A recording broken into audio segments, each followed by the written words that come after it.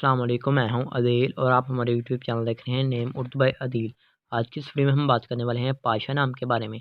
जानते हैं कि पाशा नाम का मीनिंग क्या होता है और पाशा नाम वाली लड़कियां किस तरह की होती हैं और इस नाम का लकी नंबर कौन सा होता है। तो प्लीज़ वीडियो को फुल देखिएगा, वीडियो को मिस मत कीजिएगा।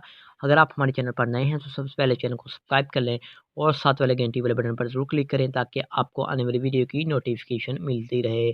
तो सबसे पहले हम बात करते हैं पाशा नाम के मैनी की। तो इसके मैनी बनते हैं सरदार, हाकम, तुर्क सरदारों का लक़ब, सरबराह, अमीर के होते हैं। पाशा नाम की तख्लीकी ज़बान की बात की जाए तो तुर्किश नाम का नाम है पाशा, जिन्स लड़का लड़की दोनों के लिए नाम रखा जा सकता है। और पाशा नाम का मज़ाहिब मुस्लिम होता है। पाशा नाम का लकी नंबर 7 होता है। आपको बताते हैं पाशा नाम के हामी नंबर्स के बारे में। 2, 5, 6, 8, 14 और 23 होते हैं। पाशा नाम का बेहतरीन वक़्त 5 पीएम से लेकर 7 पीएम तक होता है। अगर आपको बताया जाए कि पाशा नाम के मुफ़्तिदीन के बारे में तो बुध और जुमा भी शामिल होता है। अब बात कर लेते हैं पाशा नाम की लड़कियाँ किस तरह की लड़कियाँ लड़के किस तरह की होती हैं।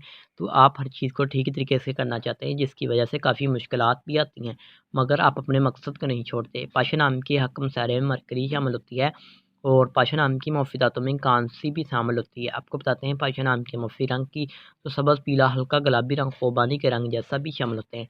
पाशा नाम के मुफ़ी पत्थर में नीलम भी शामिल होता है और मुतमादिल मुफ़ी पत्थर में जेड पत्थर, यूशब, हकीक, नीला, नीलम पत्थर शामिल होता है।